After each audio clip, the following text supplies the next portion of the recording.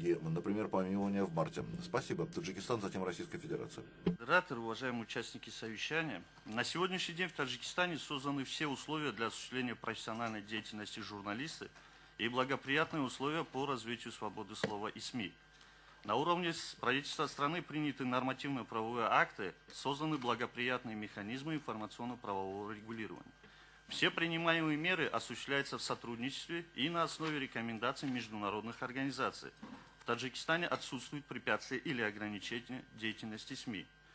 В стране зарегистрировано несколько сотен частных и общественных изданий. Безусловно, то, что свобода слова в стране является одним из главных условий развития демократического государства. К сожалению, на сегодняшний день идет жестокая спекуляция данным понятием. Зачастую фейковые материалы, не имеющие под собой фактологической основы, публикуются для достижения меркантильных и преступных целей и преподносятся как сенсационные материалы, нанося вред общественному сознанию, миру и стабильности.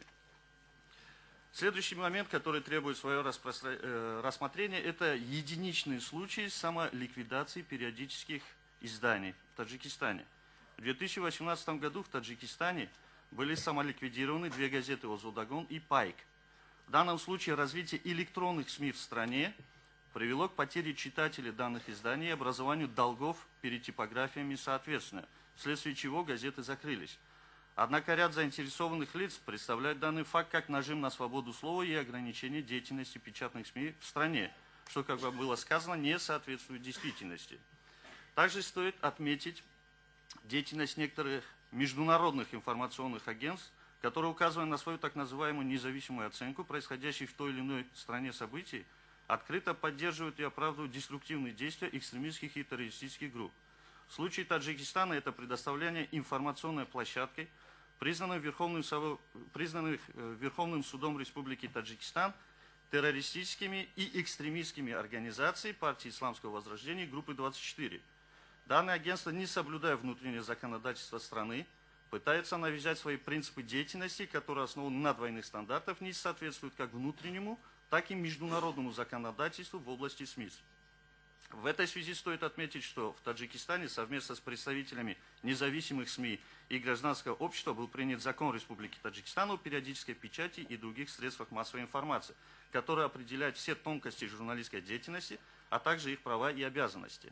Стоит отметить также редко возникающие проблемы с ограничением доступа к некоторым интернет-ресурсам. Безусловно,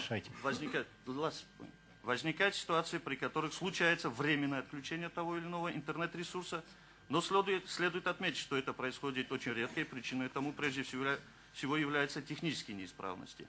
Также блокировка того или иного сайта происходит, исходя из вопросов обеспечения безопасности на определенный период времени. В случае, если ресурс сайта используется для призыва к действиям экстремистского характера и провоцирования проведения противоправных действий в стране. Подобная практика используется также и в ряде европейских стран и была отмечена в докладе Харлем Дезира. В заключение хотел бы отметить, что в Республике Таджикистан роль СМИ очень высока в политической системе общества. Правительство создает благоприятные условия для укрепления места и роли СМИ в системе институтов гражданского общества и полной реализации прав граждан. Спасибо. Спасибо.